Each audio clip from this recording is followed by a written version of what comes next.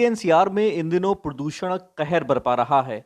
बात अगर मौजूदा समय की करें तो मौजूदा समय में दिल्ली एनसीआर के सभी इलाकों का प्रदूषण स्तर रेड जोन और डार्क रेड जोन में बना हुआ है।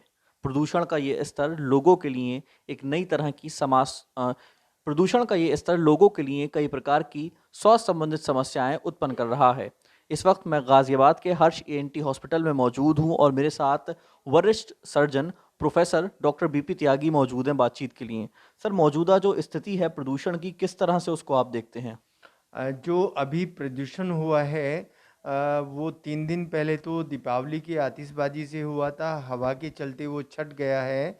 लेकिन इनके जो सोर्सेज हम मानते हैं प्रदूषण के, एक तो जो पराली जलाई जाती है आसपास की स्टेट्स में, एक जो हमारे व्हीकल्स होते हैं उनका होता है, एक इंडस्ट्रियल पोल्यूशन होता है, और एक जो कोई भी ऐसा काम चल रहा होता है, सड़क की सफाई या कोई बिल्डिंग बनाना, इस तरह का जो वो कण होता है। तो ये 4-5 सोर्स हैं। अब इन 4-5 सोर्स में हम ये देख लेते हैं कि क्या-क्या चीज़ें उनसे निकलती हैं। जो इंडस्ट्रियल वेस्ट है उससे सब जितनी भी हमारी मेटल्स हैं वो निकलती हैं। और जो ये हैं इंजन का वेस्ट है, जो हमारी कार से, ट्रक से, उनसे निकलता है। इसमें सल्फर डाइऑक्साइड और CO2 निकलता है। और अगर हम आतिशबाजी का थोड़ा सा मान के चलें तो उसमें एक तो पोटेशियम परमैंगनेट होता है और एक सल्फर होता है। और अगर इस तरह के डस्ट पार्टिकल माने तो इसमें कुछ डस्ट पार्टिकल बहुत छोटे होते हैं, जो PM 2.5 जिनको हम बोलते हैं। जब अगर पोल्यूशन बढ़ जाता है तो वो नाक के रास्ते से हमारी श्वसन के रास्ते में जाके फेफड़े के आखिरी हिस्से को, जिसको हम ब्रोंक्यूल्स बोलते हैं, उसको जाम कर देता है। और इससे एक बीमारी होती है जिसको हम ब्रोंकिएक्टेसिस बोलते हैं। जो PM 10 है वो अगर जाता है अंदर और वो हमारे ब्रोंकस तक रहता है तो उसको ब्रोंकाइटिस बोलते हैं।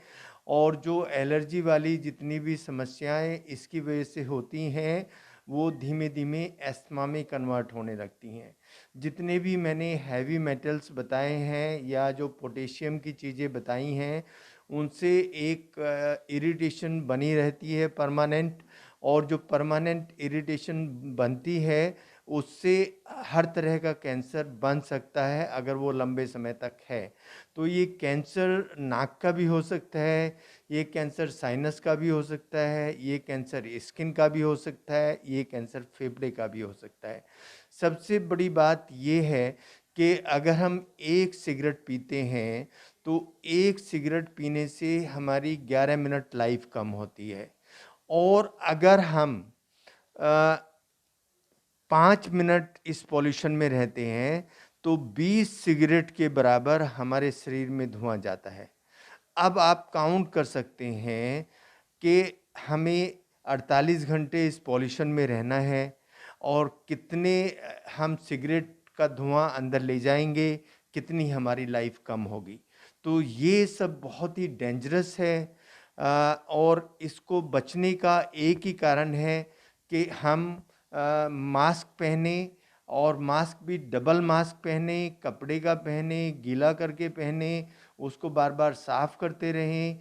और अगर हम घर के अंदर रहते हैं तो हम एयर फिल्टर का इस्तेमाल करें, ह्यूमिडिफाइड एयर होनी चाहिए।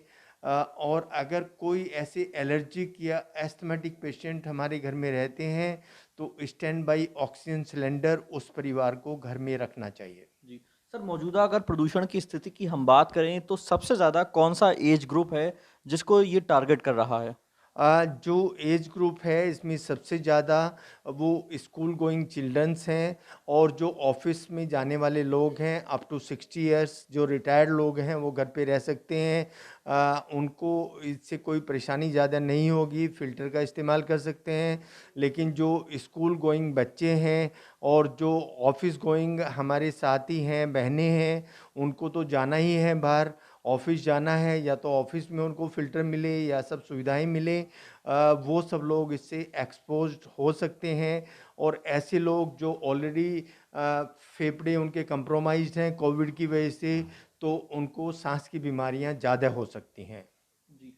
सर, जैसा कि आपने बताया कि मास्क लगा सकते हैं और इसके साथ ही मल्टी लेयर या फिर वेट मास्क का यूज़ कर सकते हैं पॉल्यूशन से बचने के लिए। सर, ये तमाम तो एहतियात हो गई, लेकिन सर कुछ एहतियात ऐसी भी होती हैं जैसे हम कुछ खान-पान में अपने बदलाव करें, कुछ ऐसे फूड्स हैं जो हमारे लंग्स को एक तरह से हेल्दी रखें या हमारे जो बॉडी के और पार्ट्स हैं जो पॉल्यूशन से प्रभावित हो रहे हैं, उन तमाम पार्ट्स को एक तरह से प्रतिरोधक क्षमता उनकी बढ़ा सकें। क्या ऐसा खान-पान है, क्या ऐसे फ्रूट्स हैं, उसके बारे में थोड़ा आपसे जानना चाहेंगे? इसमें कुछ हम एलोपैथ में जो मल्टी मिनरल होते हैं, हम उनको इस्तेमाल करते हैं।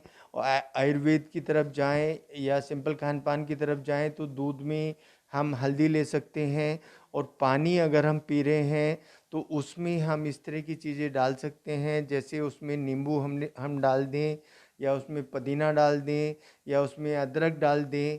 ये सब क्या करता है, ये पानी जो होता है ये पूरी बॉडी को डिटॉक्स करता है, डिटॉक्सिफिकेशन करता है। अगर ये चीज़ें हम डालें तो कुछ आयुर्वेद कुछ एलोपैथ मिला के हम इसका थोड़ा सा अपनी ओर से ट्रीटमेंट कर सकते सर, हैं। कुछ फ्रूट्स जो पॉल्यूशन के समय खास तौर पर लेने चाहिए? जो फ्रूट्स हमें लेने चाहिए ख़ास तौर पर वो जिनमें ज़्यादा एंटीऑक्सीडेंट होते हैं, जैसे अनार होता है, जैसे कीवी होता है, ये इनमें ज़्यादा एंटीऑक्सीडेंट होते हैं। ऐसे फ्रूट्स हम इसमें ले सकते हैं। जी। तो आप देख सकते हैं कि दिल्ली एनसीआर में जिस तरह से प्रदूषण बढ़ रहा है, तो उससे कैसे आपको सुरक्षित खुद को रखना है, किस तरह के मास्क का प्रयोग करना है, किस तरह के खान-पान को आपको लेना है, ये तमाम चीज़ें प्रोफ़ेसर डॉक्टर बीपी त्यागी ने हमें बताई हैं। आगे भी प्रदूषण को लेकर हम आपको तमाम जानकारी उपलब्ध कराते रहेंगे। शहज़ाद आबिद, ईटीवी भारत, गाज़ियाबाद।